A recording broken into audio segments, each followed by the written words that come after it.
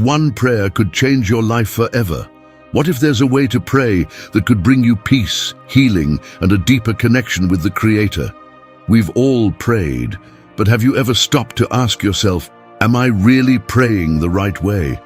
There's a better way, a way that Jesus himself revealed, and that could change everything for you. Think about it. What's the one thing you'd change in your life right now? Is it the stress of financial struggles, the pain of broken relationships, or the weight of anxiety that holds you back? Whatever it is, Jesus showed us a way to connect with God that brings lasting peace and freedom.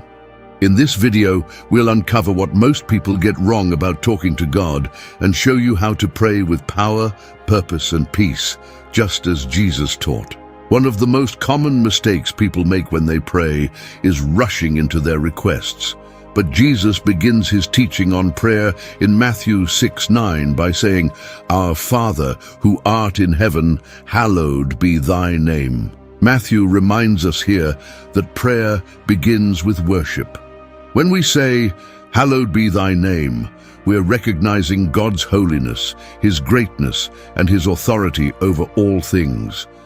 Hallowed means sacred, set apart, and worthy of reverence. Think of Moses at the burning bush in Exodus 3:5. When Moses approached, God told him, "Take off your sandals, for the place where you are standing is holy ground." That wasn't just about the physical space, it was about acknowledging the sacredness of God's presence. When you pray, start by focusing on who God is. Say, "God, you are holy. You are my Creator, my Father, and my Provider. I worship you for who you are." This shifts your perspective and prepares your heart to connect with Him. Prayer is not just about asking, it's about honoring the one we're speaking to.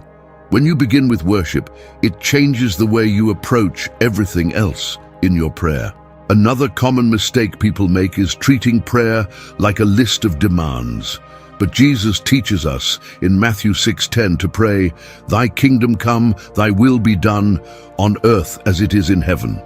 Matthew teaches us that prayer is not about convincing God to do our will, but about aligning our hearts with His.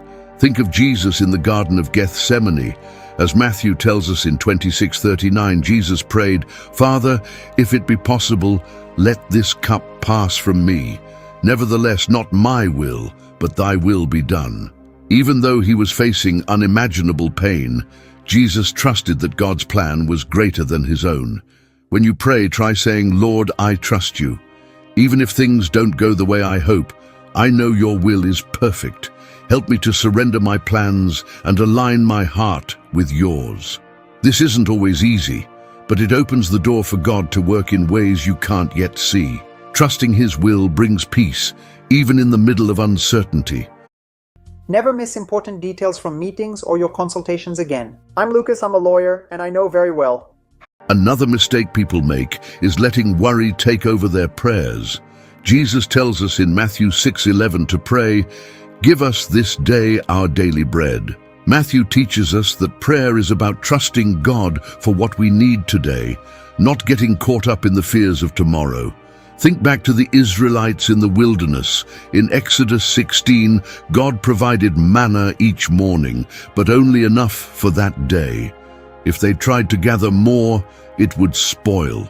This was a lesson in daily trust, relying on God one day at a time. When you pray, focus on the present moment. Say, "Lord, I trust you to provide what I need for today. Help me to let go of my worries about tomorrow and trust in your faithfulness." Daily dependence on God reminds us that He is our provider. It's a powerful way to build trust and deepen your relationship with Him. One thing many people don't realize is that holding on to unforgiveness can block their connection with God.